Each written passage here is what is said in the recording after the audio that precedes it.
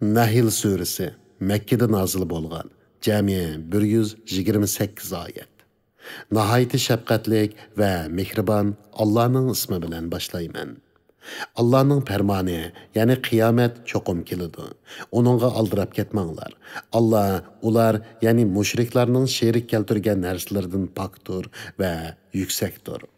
Allah öz iradesi boyunca xalqan bendilerge, yani peygamberlerge periştlerini vahiy bilen nazil kılıp mundaq deydi.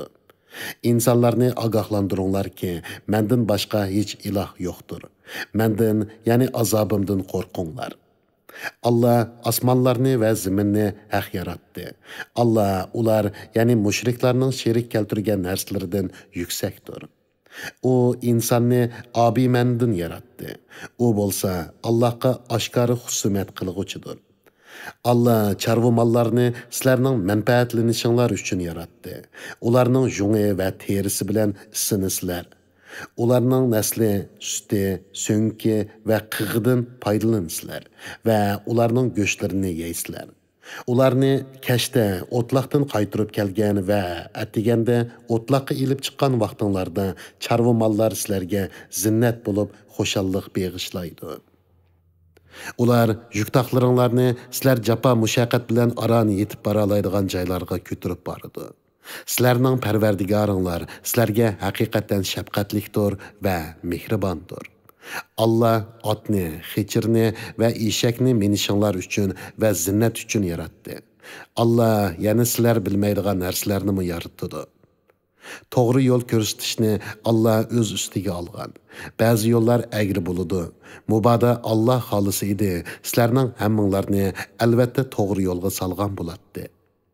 Allah sizlarga bulutdan yağmur yağdırıp berdi. Onundan içsizler ve şu yağmur arkalık ösken dal daraxtlar bilen çarvanlarını bakıslar. Allah sizlarga şu yağmur bilen ziraatlarını östürüp berdi. Zeytun, xorma, üzüm ve türlük meyvelerini östürüp berdi. Çoğunqur fikir qildigan qavim üçün bununda hakikaten Allah'ın kudretini ko'rsatadigan dalillar var. Allah sizlarga kechini, kunduzni, kunni, ayni boysundurup berdi. Yulduzlarmı Allah'ның emri bilen boysundurilgandır. Düşündiğen qavim üçün bununda nurgun daliller var. Allah yani yeryüzüde sizler üçün yaratkan rengarenk narsalarni sizlerge boysundurup berdi. Vəznəsiyyət aldığan qavim üçün bununda elbette ibret var. Allah sizlarni dengizning yangi go'shtlari, ya'ni beliqlarini yesin, taqaydigan zinnat buyumlari, ya'ni unchi marjonlarni chiqarsin deb sizlarga dengizni bo'ysundirib berdi. Allah'ның ne'matlarini talab qilishinglar va uningga shukr qilishinglar uchun Allah'ның bo'ysundirishi bilan yemak-ichmaklar va yuktaqlar qachilangan kemalarning dengizda do'lqin yerib ketayotganligini ko'rsan. Ziminning sizlarni təvirtəlməsligi üçün Allah onunda tağlarını bərpa qıldı. Ziraatlaringlarni, çarva mallaringlarni sug'urishinglar üçün eriq o'stanglarni ezib qalmasliginglar üçün yo'llarni paydo qildi. Yo'llarga belgilarni qildi. Ular ketsa quruqliqda va dengizlarda yulduzlar bilan yo'l topadi. Bütün koinotni yaratgan Allah bilan hech narsani yaratolmaydiganlar o'xshash bo'lamdi. O'ylamamsizlar. Agar Allah'ның sizlarga bergan ne'matini sanısanglar, uning hisobini ilib bo'lolmaysizlar. Shubhisizki, Allah sizlarning bu jihatdagi yetersizliklarni albatta mag'firat qilg'uchidir, bandalariga mehribondir. Allah sizlar yushurgan va oshkora qilganning hammasini bilib turadi. Ularning Allah'ni qo'yib ibodat qilganlari, ya'ni butlari hech shayini yaratolmaydi. Balki ularning o'zlari yaratilgandir. Yani insanlar tərəfindən yasalğandır. Ular, yani butlar tirik emas, ülükdür. Ular çoqunğuçularının qaçan qayta tirildirdiganlığını uqmaydı. Sizlərinin ibadet qilishqa layiq ilahinglar birdir. Ahiretki işenmeydiganlarının dilleri Allah'ның birlikini inkar qılıdı.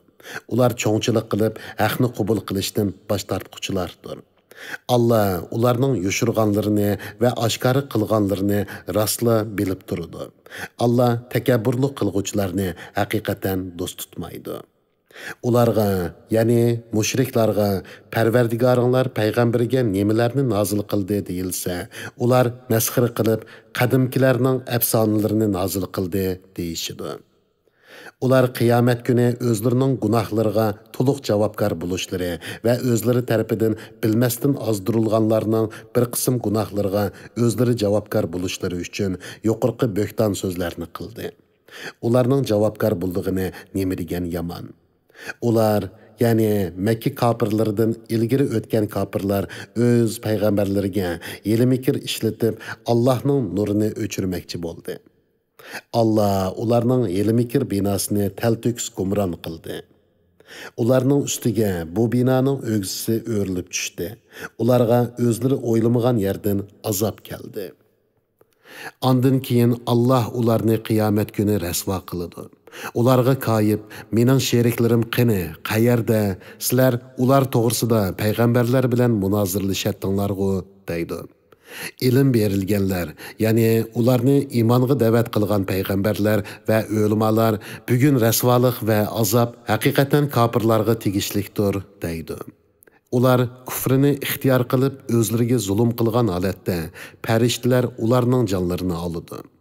Ular bo'ysunganliklarini bildirib, biz hech qachon yomon ish qilmadik, deydi. Undaq emas. Allah sizlarning qilmishinglarni haqiqatan to'liq bilguchidir.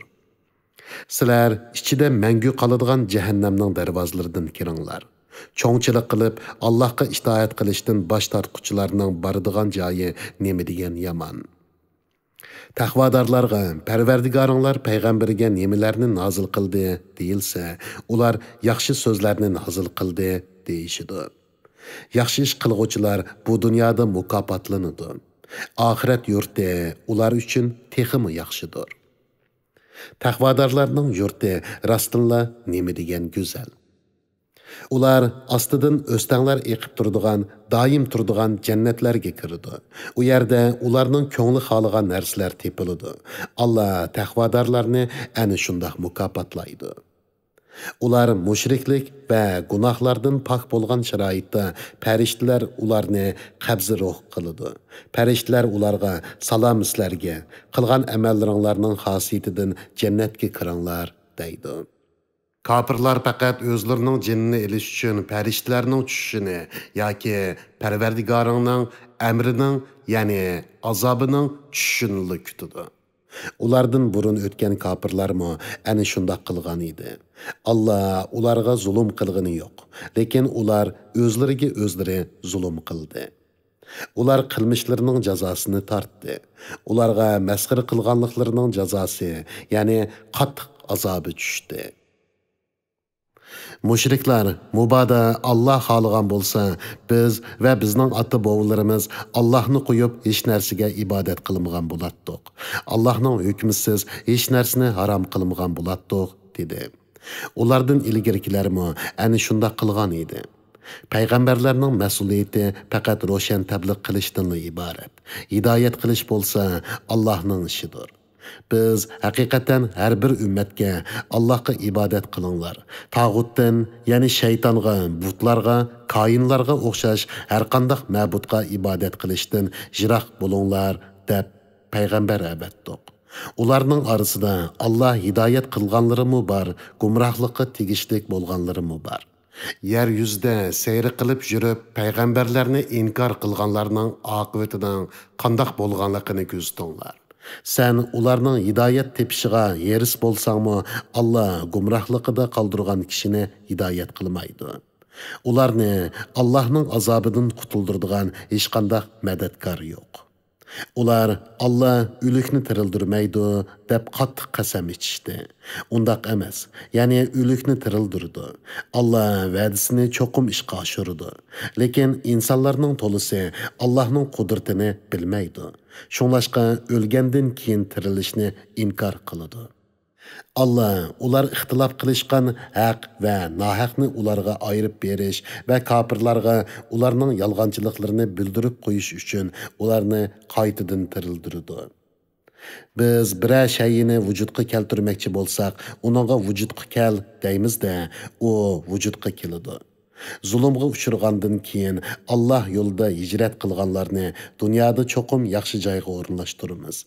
Ular biladigan bo'lsa, ularga oxiratning savobi texmi cho'ngdir. Ular ig'irchiliklarga sabr qildi. Ular hamma ishda Parvardigoriga tavakkul qildi. Senden ilgiri biz faqat erlargila vahiy nozil qilib, ularni payg'ambar qilib avatdik. Ey Quraysh jamoasi, buni bilmasanglar, ilm ahlilari, ya'ni Tavrat va Injilni bilguchilardan so'ranglar. Payg'ambarlarni o'zlarining rostligini ko'rsatib beradigan dalillar va muqaddas kitoblar bilan avatdik. Biz sana Qur'onni insonlarga tushirilgan shariatni bayon qilib bersin.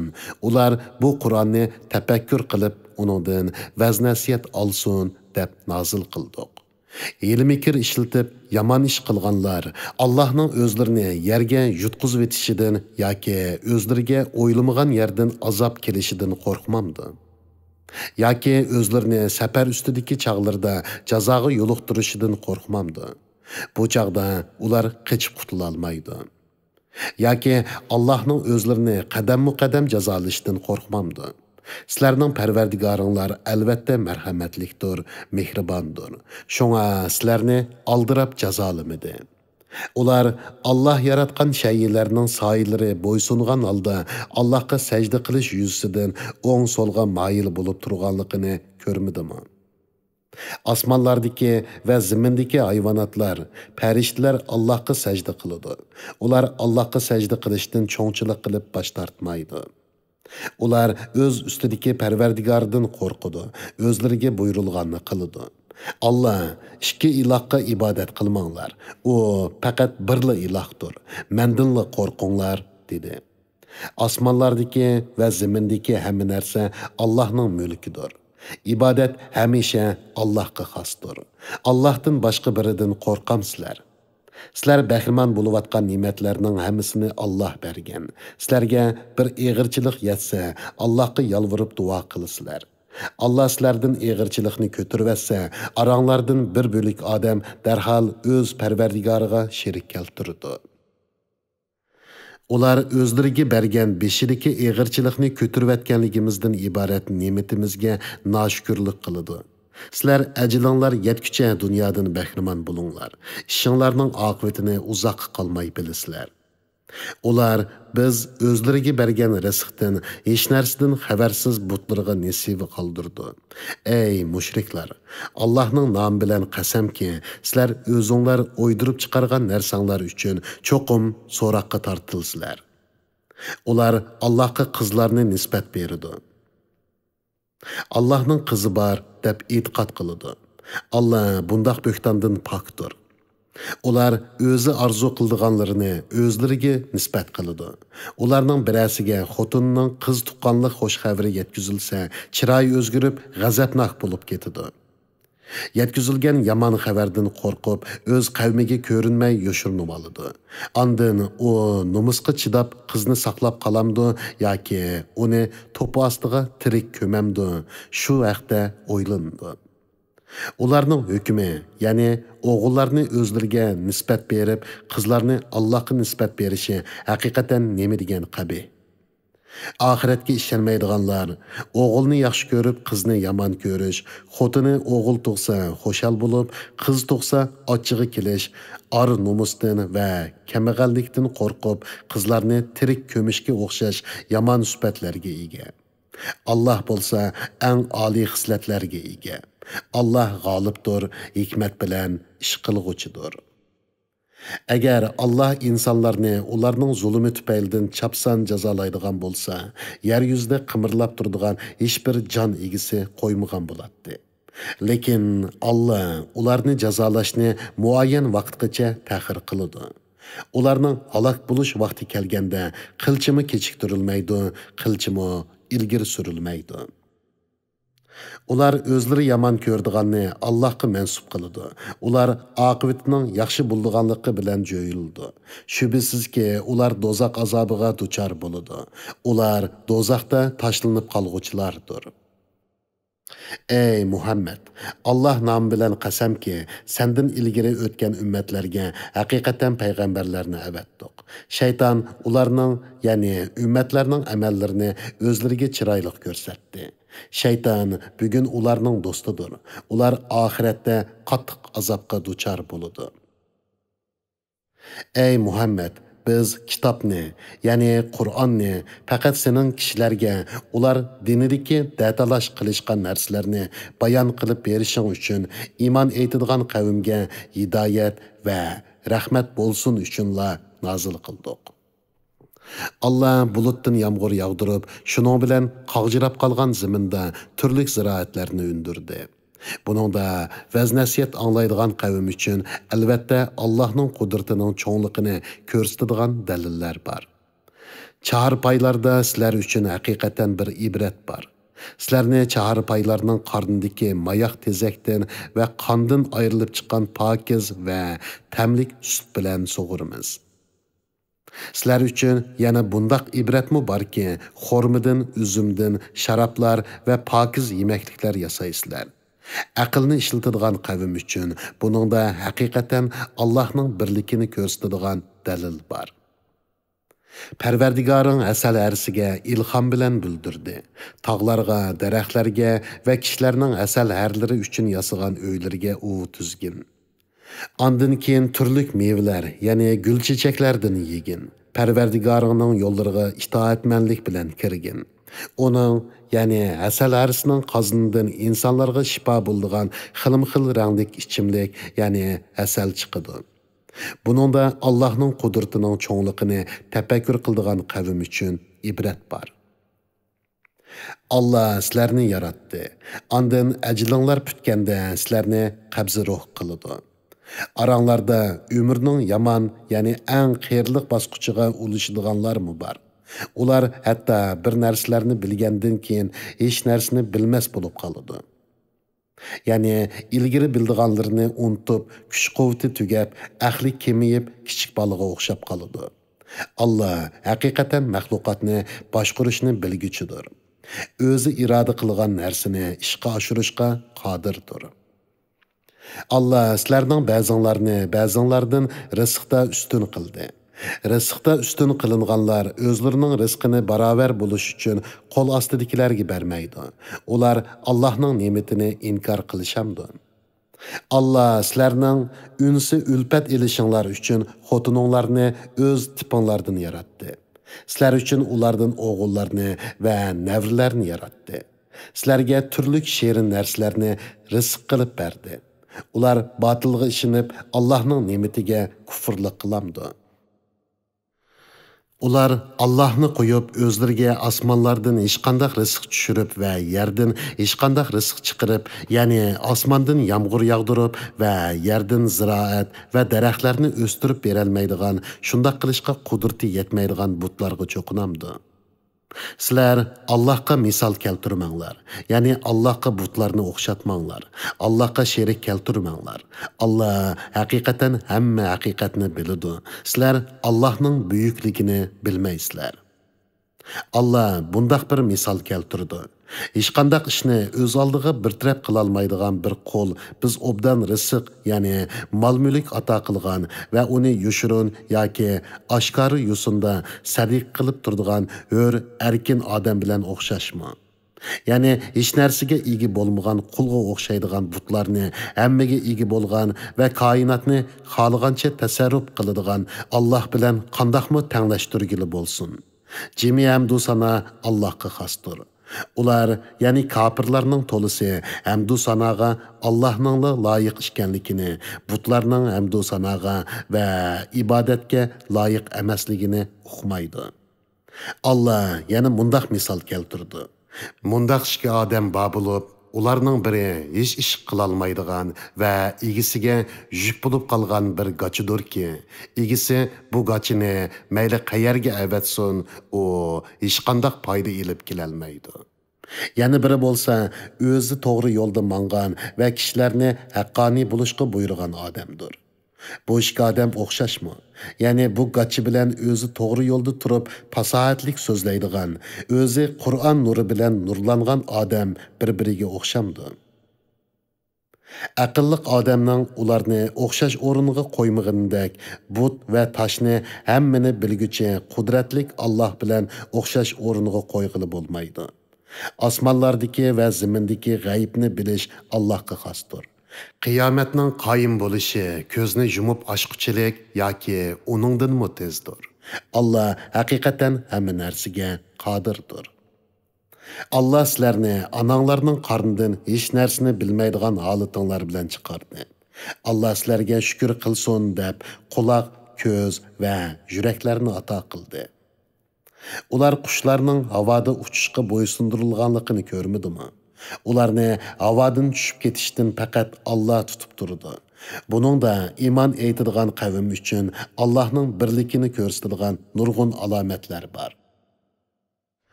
Allah sizlarga uyinglarni to'ralg'u joy qilib berdi. Sizlarga hayvonlarning terilaridan uylarni, chidirlarni qilib berdi. Sizlar ko'chgan kuninglardimi, turgan kuninglardimi uning yenikligini his qilasizlar. Sizlarga qo'ylarning jonglaridan, to'gilarning jonglaridan, o'shkilarning jonglaridan uy jihozlarini, ya'ni sizlar kiydigan va uyinglarni saramjonlashtiradigan ham ma'lum muddatgacha o'lim kelgucha yoki ular ko'nrab tugigicha foydalanadigan narsalarni qilib berdi. Allah sizlarga o'zi yaratgan narsalar, ya'ni daraxtlar, tog'lar va binolardan kunning haroratidan saqlanadigan soylarni qilib berdi. Tağlardan sizlarga g'ar, o'nkirga o'xshash turalg'u qiladigan joylarni qilib berdi. Sizlarga issiqdan va sovuqdan saqlanadigan kiyimlarni, urushda sizlarni ziyon zahmatdan saqlaydigan temir kiyimlarni tayyor qildi. Allah sizlarni itoat qilsin deb sizlarga ana shundoq mukammal ne'matlarni berdi. Agar ular, ya'ni mushriklar iymondan yuz o'risa, sana hech seyni yo'q. Sening vazifang faqat ro'shan tabliq qilishdir. Ular Allohning ne'matini tunuydi. Ondan Allohdan boshqa biriga ibodat qilish bilan u ne'matlarni inkor qiladi. Ularning to'lisi kofirdir. Ya'ni kofir peticha o'lidi. Shu kunda, ya'ni qiyomat kunida har ummatdan uningga iymon bilan yoki kufri bilan guvohlik beradigan bir shohid, ya'ni payg'ambar keltiramiz. Ondan kofirlarga uzri aytishga ruxsat qilinmaydi. Hamda ulardan Parvardigorni rozi qilish, ya'ni Parvardigorni rozi qiladigan amallarni qilish talab qilinmaydi. Zalimlar, ya'ni mushriklar azobni ko'rgan chaqda ulardan azob yenikletilmaydi va kechiktirilmaydi.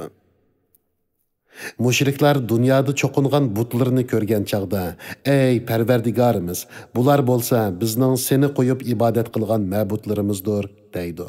Ma'budlari ularga javob berib, shubhisizki sizlar haqiqatan yolg'onchisizlar, deydi. Shu kunda ular o'zlarining Allohga bosh ekkanligini bildirdi.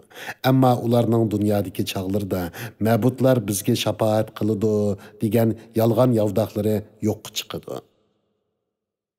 Kafir bo'lganlarga va kishilarni Allohning yo'lidan, ya'ni dinidan to'sqanlarga ularning qilgan buzg'unchiliklari uchun azob ustiga azob qo'shimiz. Shu kunda biz har bir ummatga ularning ichidan ularga qarshi guvohlik beradigan bir shohid, ya'ni payg'ambar keltiramiz. Va shu kunda biz seni ularga, ya'ni ummatingga shohid qilib keltiramiz. Sana biz kitobni, ya'ni Qur'onni, hamma narsani, ya'ni kishilar muhtoj bo'ladigan diniy ishlarning hammasini tushuntirib beradigan, dillarga hidoyat, bandalarga rahmat, musulmonlarga mangulik saodat bilan xushxabar yetkazadigan qilib nozil qildik. Allah haqiqatan kishilar orasida adil bo'lishga, jami xalqga yaxshilik qilishga, xish aqrabolarga sila rahim qilishga buyuruydi. Qabih so'z harakatlardan, yomon ishlardan va zulm qilishdan to'sidi. Nasihatni qabul qilsin deb Allah sizlarga pand nasihat qiladi. Sizlar ahdi tuzishganlaringlarda Allohning ahdiga vafo qilinglar. Qasminglarni Allohning nomida tilga ilib, puxtalagandan keyin buzmanglar. Chunki sizlar Allohni guvochi qildinglar. Shubhisizki Alloh qilmishinglarni bilib turadi. Sizlar pishiq egirgan jipni chuvib, parcha-parcha qilib etgan xotindek bo'lmanglar. Bir jamoa son va mol-mulk jihatda yana bir jamoadan ko'p bo'lganligi uchun qasmonglarni aldamchilikning vositasi qilib olsizlar.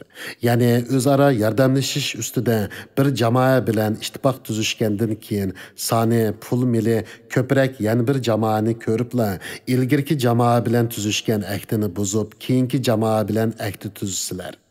Allah sizlarni haqiqatan buning, ya'ni va'daga vafo qilish amri bilan sinaydi. Sizlar datalash qilishgan haq nohaqni qiyomat kuni sizlarga cho'qim aniq ayirib berdi. Mubada Allah xohlagan bo'lsa edi, sizlarni, ya'ni butun insonlarni albatta bir ummat, ya'ni bir dinda qilatdi. Lekin Allohning hikmati ularni o'z ixtiyoriga qo'yib yetishni taqozo qildi. Allah xohlagan odamni gumroh qiladi, xohlagan odamni hidoyat qiladi. Qiyomat kuni bütün qilmishinglar ustida so'roq qilinsizlar. Qadiminglar islom dinida izchil bo'lgandan keyin teyilib ketmaslik uchun qasminglarni o'z aranglarda aldamchilikning vositasi qilib olmanglar. Kishilarni Allohning yo'lidan to'sqanliginglar, ya'ni ahdiga vafo qilishdan yuz o'rganlikinglar uchun azobni teteysizlar. Sizlar oxiratda do'zaxda cho'ng azobga qolasizlar. Sizlar Allohning ahdini arzimas narsaga setib etmanglar. Sizlar agar bilsanglar, Allohning dargohidagi savob sizlar uchun fani dunyoning narsalaridan ortiqdir. Ey insonlar, sizlarning ilkinglardagi narsalar tugaydi. Allohning dargohidagi narsalar tugamasdir. Sabr qilguvchilarga albatta ularning qilgan amalidanmi yaxshiroq savob beramiz. Ayol mo'minlardan kimki yaxshi amal qiladi ekan, biz uni albatta dunyoda qanoatchilik, halol rizq va yaxshi amallarga muvaffaq qilib obdan yashitamiz. Ularga albatta qilgan amaldanmi yaxshi savob beramiz. Sen Qur'on o'qimoqchi bo'lganingda qo'g'landi shaytonning vasvasidan Allohga sig'inib panoh tiligin. Şübhəsizki, möminlərinin və Pərverdigarıga təvəkkül qılğuçular, yəni yölənguchilərinin üstüdən şeytan hükümranlıq qılalmaydı. Yəni Pərverdigarıga çin yölənген möminlərə şeytanның vəsvəsi təsir qılalmaydı. Şeytan faqat özünü dost tutadiganlar və özünün iğva qilishi bilan mushrik bo'lib ketganlar üstüdənla hükümranlıq qılıdı.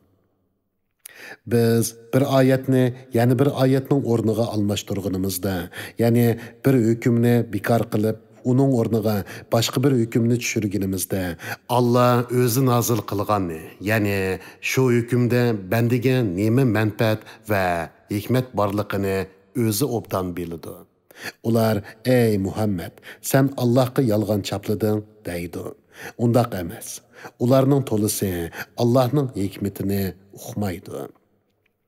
Aytqinki, Qur'onni Jibril mo'minlarning iymonini mustahkam qilish uchun musulmonlarga hidoyat va xushxabar qilib, Parvardigoring huzuridan rostchilik bilan nozil qildi.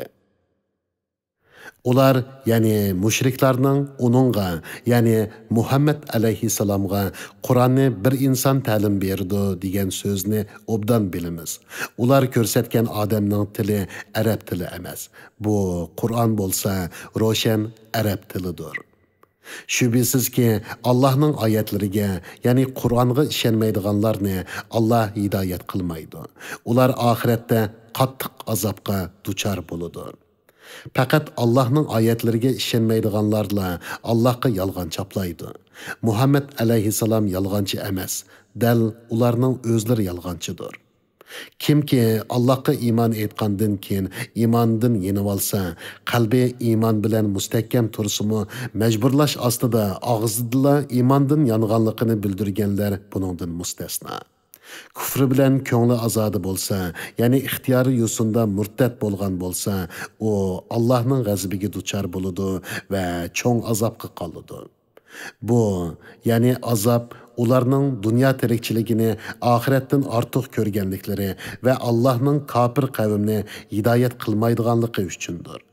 Ana shu kishilar Alloh tarafidan dillari, quloqlari va ko'zlari pechatlanib etilgan kishilardir. Ana shular g'ofillardir. Ular rastla oxiratda ziyon tortquchilardir. Ondan ey Muhammed, ziyonkashlikka uchirgandan keyin haqiqatan Madinaga hijrat qilgan, ondan Allohning yo'lida jihad qilgan va jihadning mushaqqatlariga chidiganlarga Parvardigoring mag'firat qiladi. Shubhisizki Parvardigoring shuningdan, ya'ni ularning hijrat, jihad, sabr qilgandan keyin ularga albatta mag'firat qilg'uchidir, rahmat qilg'uchidir.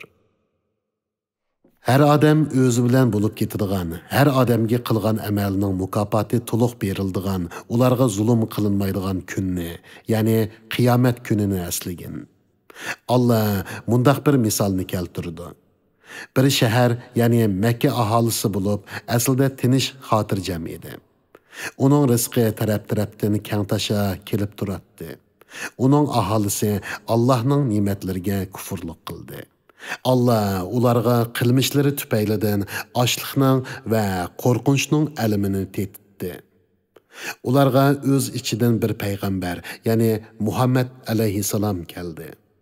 Uni ular inkor qildi. Ularga azob, ya'ni qattiqchilik va uqubat yuzlandi. Ular gunohlarga cho'mganlik tufaylidan zolim edi.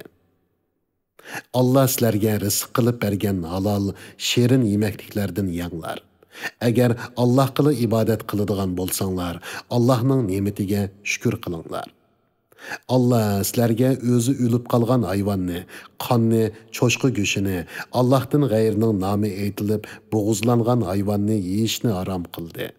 Kimki ixtiyorichi emas, ilojsizlikdan yuqorqi harom qilingan narsalardan hayotini saqlab qolgudek miqdorda yesa, Allah uni mag'firat qilg'uchidir, uningga ko'yinguchidir. Ağzınlarga kelgan yolg'onni so'zlash uchun hech qanday dalilsiz bu halol, bu harom demanglar. Chunki mundaqda Alloh nomidan yolg'onni o'ydirgan bo'lasizlar. Allah nomidan yolg'onni o'ydirg'uvchilar haqiqatan dunyo va oxiratda maqsadiga erisholmaydi. Ular dunyodan faqat ozg'ina bahramon bo'ladi. Ular oxiratda qattiq azobga duchor bo'ladi. İlgiri sana bayan qilgan narsalarni yalğız Yahudilarga haram qildik. Bunun bilan biz ularga zulm qilmadik. Lekin ular o'zlariga o'zlari zulm qildi.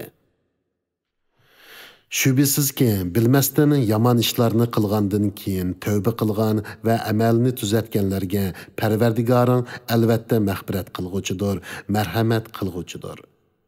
İbrahim haqiqatan yaxshi xislatlarni o'zlashtirguchi peshva, Allohga itoatman, botil dinlardan haq dinga buralg'uchi, ya'ni haq dinga e'tiqod qilg'uchi edi.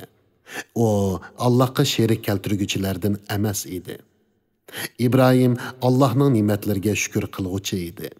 Allah uni payg'ambarlikka tanladi va uni to'g'ri yo'lga boshladi. Onunğa dünyada yaxşılıq ata qıldık. Şək şübhisizki ahiretdə o yaxşılar qatarida buludu. Andın sana batıl dinlardan haq dinğa buralğuchi, yani haq dinğa itiqad qılğuchi İbrahimning diniga ergashgan. İbrahim müşriklardan emas idi deb vahiy qıldık. Şənbə günü üstüdə ixtilaf qılğuchilar üçünla şənbə gününü ulug'lash belgilendi. Yani şənbə gününü ulug'lash və bu gündə işləməslik İbrahimning şəriətində yox idi. Yahudilar Allah'ның əmriga asilik qilib, dində ixtilaf qilishqanlıqları səbəbidən ularga eğirçilik tug'dirish uchun shundaq belgilemini chiqardik. Şübhisiz ki Parvardigoring qiyomat kuni ular ixtilaf qilishgan haq, nahaq ustida cho'qim hukm chiqardi. Parvardigoringning yo'liga, ya'ni islom diniga hikmatlik uslubda yaxshi vaz nasihat bilan da'vat qilgin. Ular, ya'ni muxolifatchilik qilg'uvchilar bilan chiroyli ravishda munozirlashgin. Parvardigoring haqiqatan uning yo'lidan ozganlarni obdan biladi. Hidoyat topquchilarni obdan biladi. Agar o'zinglarga yetgan ziyon zahmat uchun intiqom olmoqchi bo'lsanglar, o'zinglarga yetgan ziyon zahmat qanchalik bo'lsa, shunchalik intiqom elinglar. Ya'ni oshirib etmanglar. Agar sabr qilsanglar, ya'ni intiqom olmay kechirsanglar, bu sabr qilg'uvchilar, ya'ni kechirguchilar uchun albatta yaxshidir. Ey Muhammad, Allohning yo'lida sana yetgan arziyatlarga sabr qilgin. Savrang faqat Allohning yordami bilan qo'lga keladi. Ularning iymon etmaganligiga qayg'urmagin. Ularning hili mikrisidan yurking siqilmasin. Allah haqiqatan taqvodorlik qilg'uvchilar va yaxshi ish qilg'uvchilar bilan billadir.